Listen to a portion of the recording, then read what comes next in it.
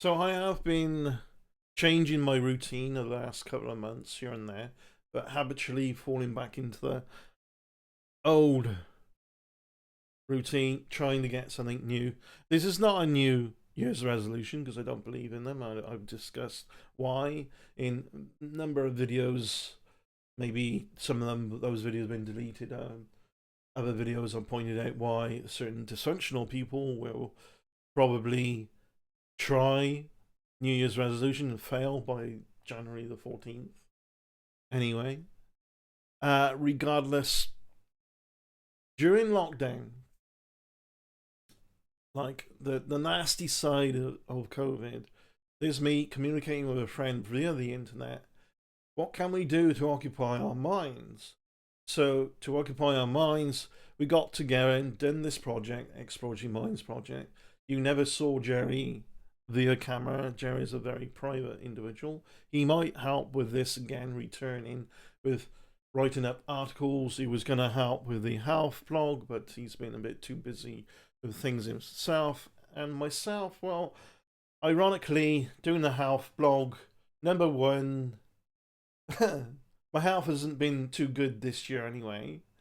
And number two, I find it, although individually the subject matter is fascinating, the human body is amazing, and there's mental health, physical health, what can be done, and there's a lot to discover, but all of it just reached a level where it just got stagnant. And the other YouTube channel about health, I was all excited with this BABBT thing, and I get all these ideas, jump around. What fits me most comfortably, if I'm really honest, is the Exploratory Minds project, the how we approached it here and there. Jerry, who helped, and Emily Jankowski, who helped as well, and a few others, helped with some social pages. That is tedious, actually, in today's world and today's routine for me personally. No matter how much I change my routine, but I've been trying to change my routine a little bit to have me adapt to doing this, because I really do want to do this. The video content. So Exploratory Minds blog is returning. I did have some people reading up on some of those articles, and they were fascinated by my theoretical take on, and it was supported by other theories out there, but also part kind of extracted from some others that kind of took it up. I'll clarify in a minute. Sorry, that were a bit outlandish, a bit fringy, a bit too crazy. They get so far, they think, "Oh yeah, that makes sense," then they just lose it. They get too far, like conspiratorial stuff. So sometimes you can extract things from that and say, "Hey, what if it's this way? What if it's that way?" And it was a theoretical take on the geometry, meaning not the math, but the shape of the collapse of space itself. The expansion geometry is relatively easy to figure out on the most basic layman terms. Is spherical on the outwards, but if every action has an equal and opposite reaction, then expansion causes some contraction at the same time. And that's easy to, people say, "Oh, can't visualize that." Well, your lungs are contracting at the same speed at which you're pushing out a gas. Anyway, you breathe out carbon dioxide. That's expanding out of you as your lungs contract in, pushing out. And your lungs expand as you're breathing back in oxygen, right? But regardless of all that, is that the collapse of space itself, and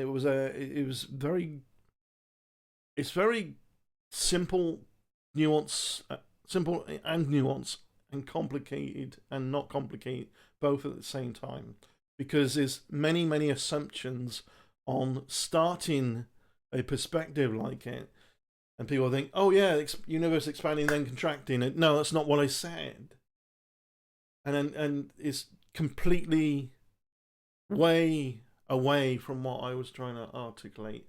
But people reading the articles, who I met in person and over the internet, were fascinated by articles like that. And then I would do something more grounded, that was more grounded in reality, less theory, but about old technologies that were way ahead of their time, even though they were also very detrimental in some other ways, even at the time. The SR-71 spy craft, leaked a lot of fuel, but was very advanced. So things like that I wrote about as well. These things to me are fascinating. 3D printing in today's world. I wrote about 3D printing, and I said early on, 3D printing is going to change so much in the world.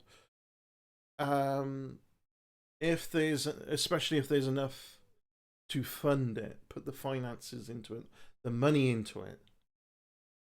Um, and there usually isn't, because greed gets in the way of such productivity. But 3D printing has reached such advanced levels.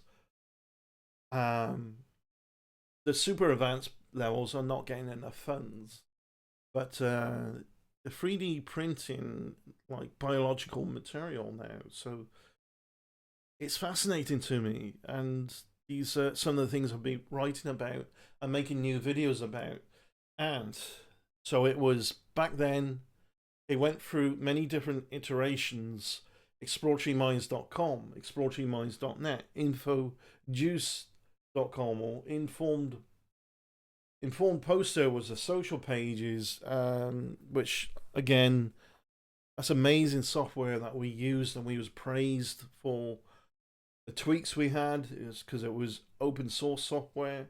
The original creators, one of them joined the website and said, "This is a great use of the potential of this code," or something to that effect, and told me so in a private chat. um, I don't have the time or energy to maintain a user base. You know, you can only keep like 50 odd people on the same page when it comes to social networking pages, let alone them just reading a blog, right? And sometimes you gotta maintain um, deleting or banning spam and bots on just a blog, let alone fake accounts joining a website. And there was maintenance on that we blocking some of that. It was fun though, because I'd get an idea and say, "Hey Jerry, I put this idea together and code, and do you want to test it?" And he would test it, and it was simple things, simple bells and whistles, like I don't know, things in testing the chat, so that other people, the icons, animated icons, for instance, that would show up if the other person, the other side, was typing, like you see in Discord. Somebody else is typing. Simple things like that, and sounds as well, and emoticons, testing, all these different things. We had the social pages, and you could upload GIFs, and you could gift. You could do the GIFs, but you could gift, as in present, other people things, and which was made it a bit monetized, although that was difficult as well, because platforms like PayPal let you get so far, and they start asking for one ID on this, you do the ID, and then they want more information and so on. These merchants, they're not all they're cracked up to be. But playing with all that, it was all a learning process and so on.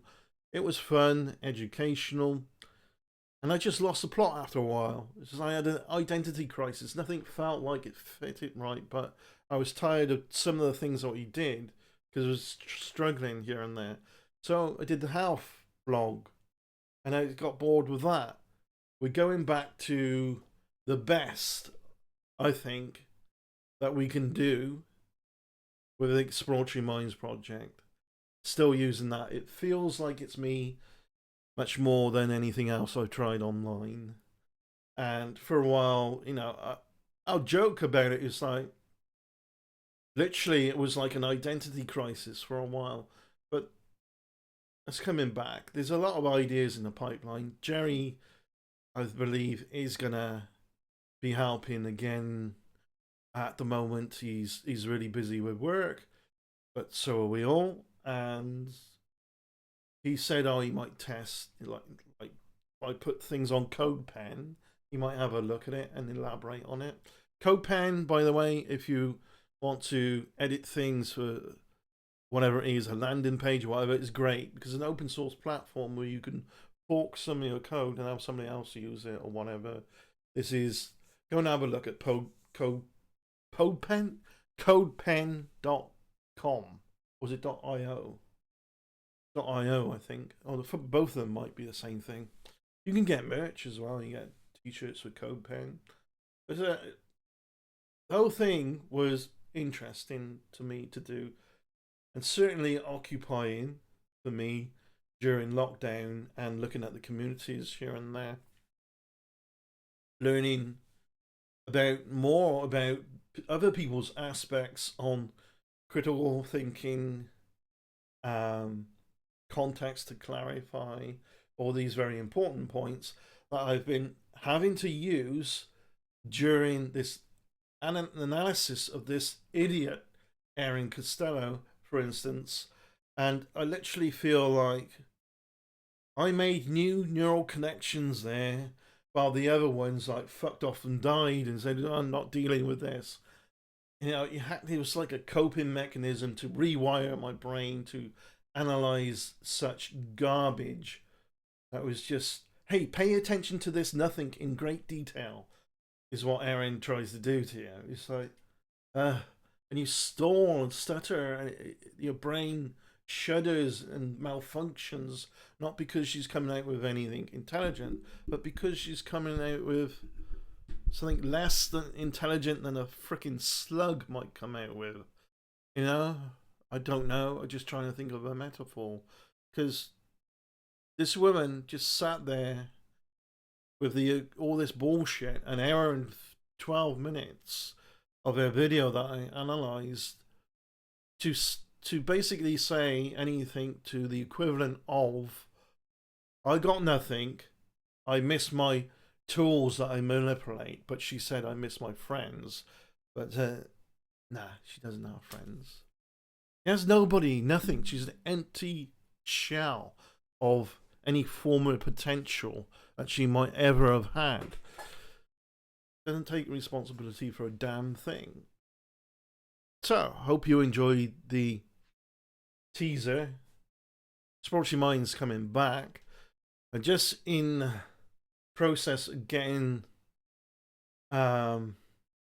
things linked into a server and uploading different articles and things, as well as pointing the right URL to the server and getting the right DNS settings, secure socket layer things. Those things will be done over the coming months, and once the website is ready, I'll be linking it, new website, below my videos and in my YouTube profile. So I've been looking around because I don't want to leave links around like Aaron does that go to a 404 like a freaking brain does, because that's just annoying. It's like, hey, look, everyone, I got all these links, and you click it and it's nothing. It's a big nothing burger like she is. It's a lot of irrelevancy while trying to pretend to be relevant. Whereas I try to put some work in to put some relevancy into my work. I'm sure many people do, but not people like Aaron anyway. So regardless, you know, there's some exceptions. I may refer to her, like in videos like this. But for the most part, that playlist is a wrap.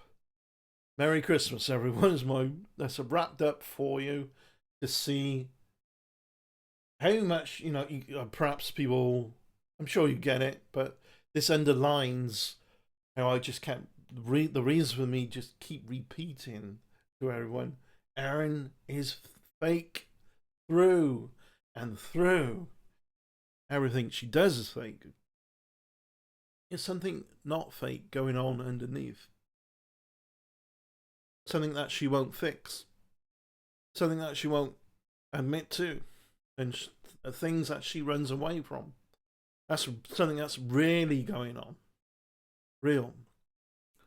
But, you know, perhaps go and look in the mirror and learn how to love yourself, not in a egotistic way, so falling in love with a fake. Learn how to see who you really are and do what you can to maintain, fix, maintain, fix, maintain.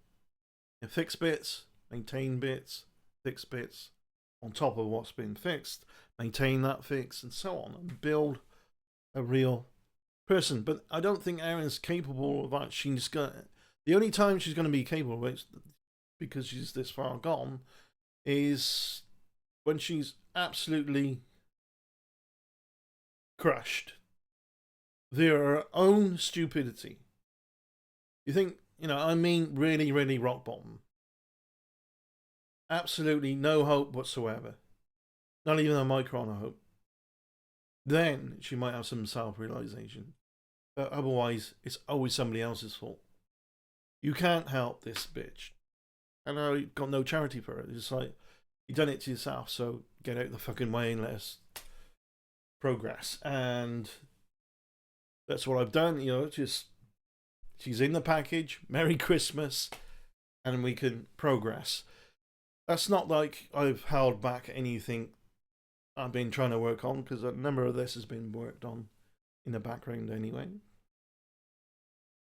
Just because I don't do a video on a particular thing doesn't mean I'm doing some work to get it done in a different way, articles and so on. So there will be a blog at a web address, exploratingminds.net. The .net, we did have .com, but things change here and there. Thank you very much for all the feedback, and thank you, Charlotte, for thanking me for the work I put in. Thank you, everyone else, just for the efforts of the thumbs up and everything else and watching. And it means a lot to me of you say things like, hey, Jack called it when I've said something, predicted something, and there it is. And also definitely I don't want people to just only tell me where I was right. But of course, that's like a good feeling. Tell me where I got things wrong, and people have, where I got things a little bit wrong and maybe miss things or whatever. And it's great because I've responded with things on that to fix those things as well. Thank you for the clarification I've said to people. And it's great. This is a wonderful community where we can do this to and fro, helping each other, help each other. It's awesome. Love it. So let's keep maintaining what we got, because what we got right here is special. And I'd hate to see it disappear. We all need to watch ourselves. We all need to check ourselves in case we wreck ourselves. Right. Erin didn't. She totally destroyed herself. Thank you very much for watching. Bye. Merry Christmas.